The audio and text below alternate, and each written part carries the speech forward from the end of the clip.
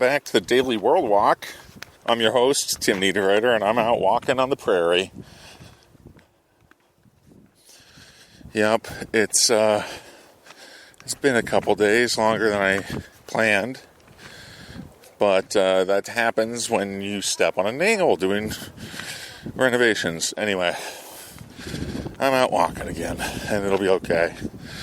It wasn't too serious, but we're returning to this Sea of Tranquility now, and the Sea of Tranquility and the rift where the flames billow forth from the volcanic mantle, and that where the forgers live in amid the flames, and the packs in the shallow Sea of Tranquility, and the humans everywhere else, practically, it seems.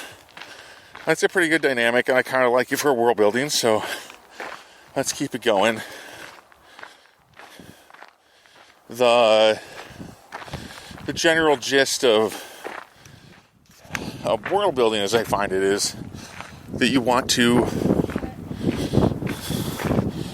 if you're world building for an RPG, you want to leave those hooks. And if you're world building without a clear goal as an author, it's much the same. If you don't already want to justify something existing in your world, then you don't need to really worry about the specifics that much. You just put the stuff you want in, make connections, and so on. But today, I'm thinking I actually do kind of want to add something in, and I want to turn this story world in a new direction. Or give it a direction more, like. So we talked about how the forgers are these kind of reptilian creatures are not able to leave their lands because the heat of the rest of the world is not adequate for their lifestyle, for their physiology. But they do use an alliance with the western packs, the creatures, the sea creatures, the water creatures, people, to spread the machines they make across the world. And I think that's quite compelling. But it doesn't tell us what the story would be about if we were going to do a world or a campaign here, a book or a campaign in this world. So I think because these spirit engines, these engines that are missionaries or whatever, are being dispersed throughout the world carrying the creed of the forgers and their gods far and wide, I think the natural extension of that is that somebody doesn't like it, somebody's going to resist the trade of not just ideas and machines, but religious dogma and doctrines across borders, across lands, and waters. And I think, who would do that? I mean, we don't know what the forgers' gods are like, what their religion is like. And presumably they have some kind of actual spirit being, some kind of supernatural creature that actually is embodied by their machines, that their machines are avatars of, that they use. Though the possibility of that not being the case, and them just kind of saying that these machines they've made that are intelligent or thinking machines, saying that they're gods, that's pretty on point with what people are doing now, right? With artificial intelligence. A lot of people have put it on a pedestal, which is ridiculous, but whatever.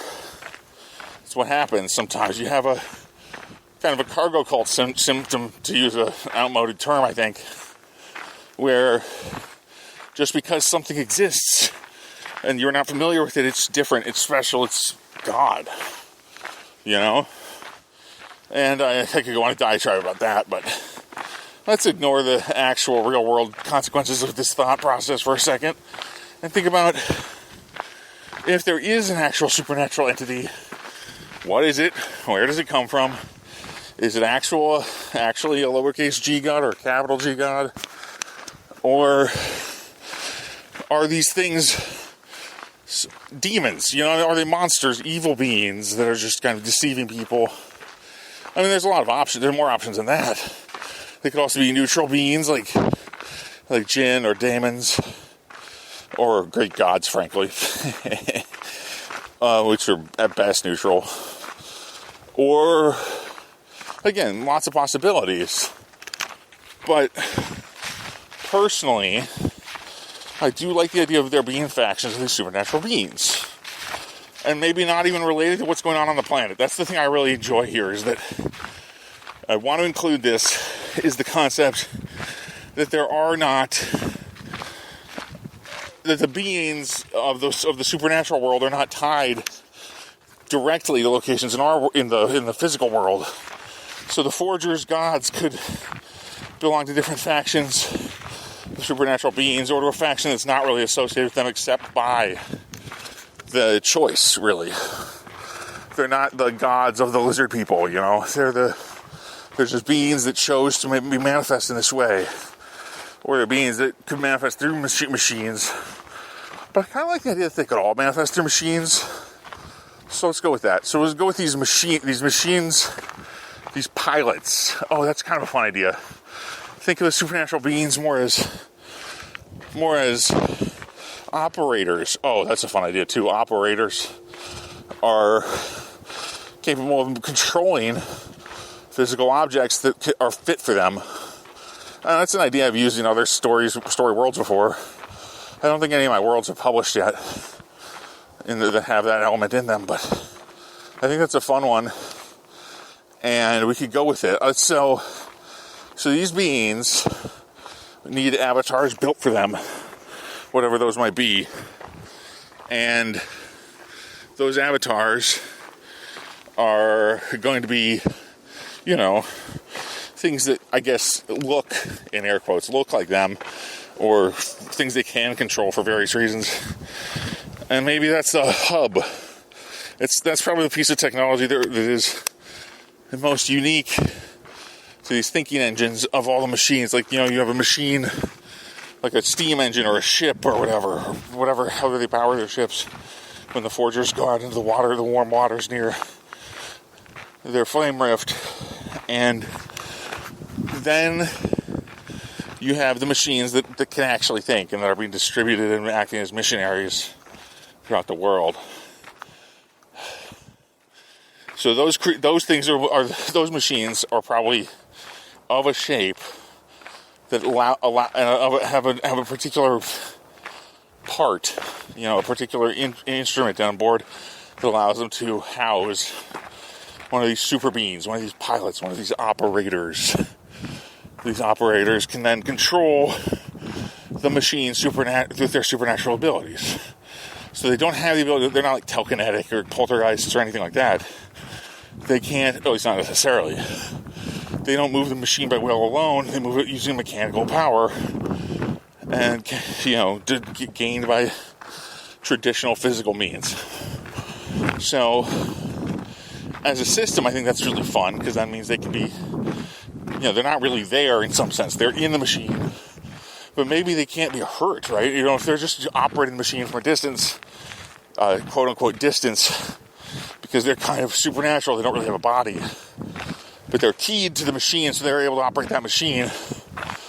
It might be like they're, you know, if your computer goes down, you're not dead, right? If you lose your internet connection or your machine gets blown up, your drone gets destroyed. That's what they are. They're divine drones.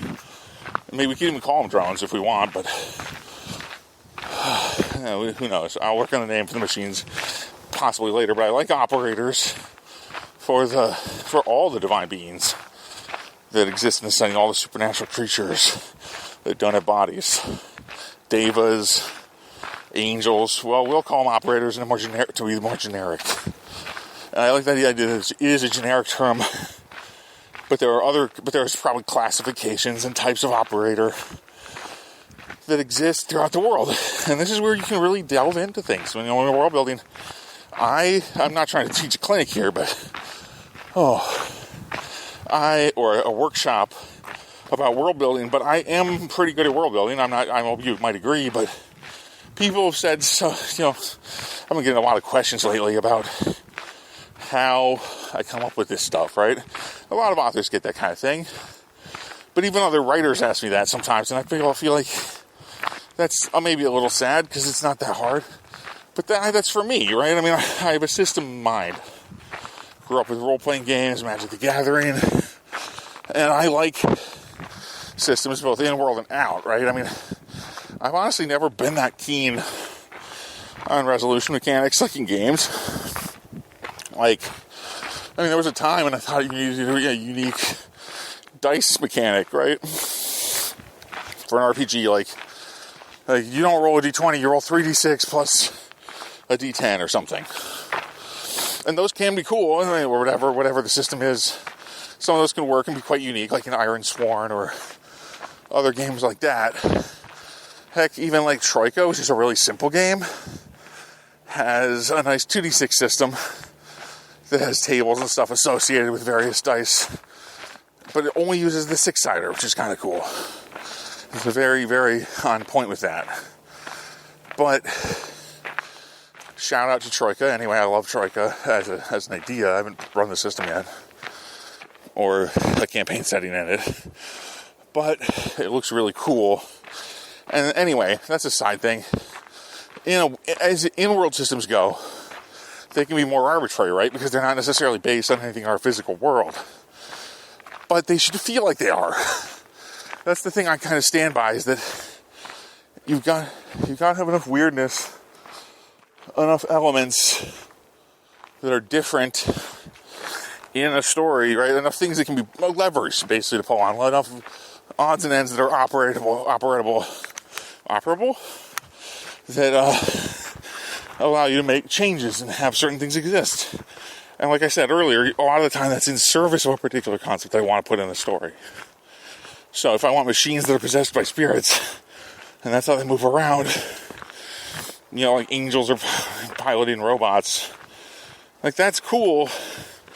And I think that's neat. It wasn't quite exactly what I had in mind when I was thinking about this, but it's basically the gist of the story world we're developing here.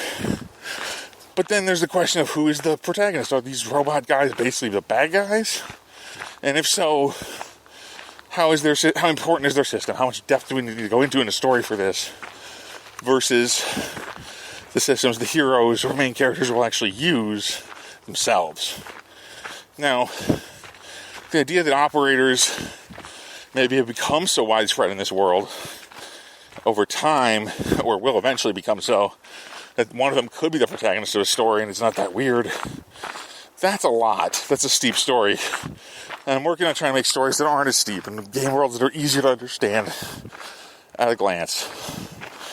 So let's go with let's say operators are probably not going to be our protagonists, or player characters, you might say, for now.